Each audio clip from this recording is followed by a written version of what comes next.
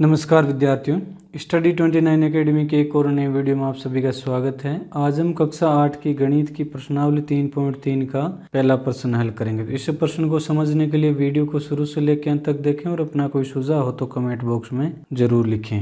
तो पहला प्रश्न है हमारा, ABCD एक समांतर चतुर्भुज है, प्रत्येक कथन को परिभाषा या प्रयोग किए गए गुण द्वारा पूरा कीजिए। तो यहाँ पर हमें एक समांतर चतुर्भुज ABCD दे रखा है, उसके अनुसार यहाँ पर 4 कथन दे रखे, उनको पूरा करने में परिभाषा या कौन से गुण का प्रयोग किया जा रहा है वो लिखना है। तो सबसे पहले जो मुख्य गुण होता है समांतर चतुर्भुज का, इसमें सम्मुख भुजाएं यानी आमने सामने की जो भुजाएं होती हैं ये बराबर होती हैं और सम्मुख कोण भी बराबर होते हैं इसमें। तो हमारे को पहला जो कथन दे रखा है वो है AD बराबर, यानी AD ये जो भुजा है इसके बराबर कौन सी भुजा होगी, तो इसके बराबर हो जाएगी BC, इसके बराबर BC भुजा हो जाएगी।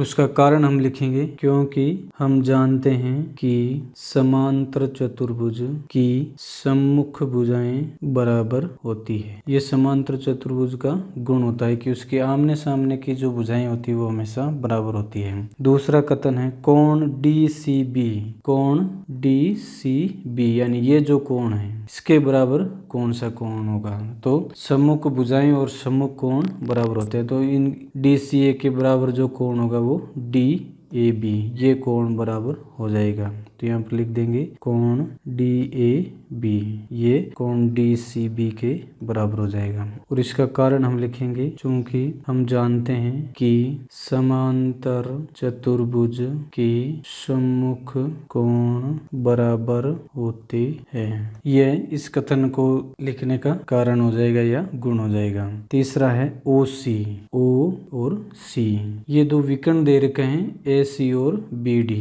इसमें O है, ये दोनों विकर्णों का मध्य बिंदु है, यानी यहाँ पर ये दोनों विकर्ण समद्विभाजित होते हैं। तो OC के बराबर हो जाएगा ये वाला भाग OA या AO, जो भी आप लिखना चाहो OA।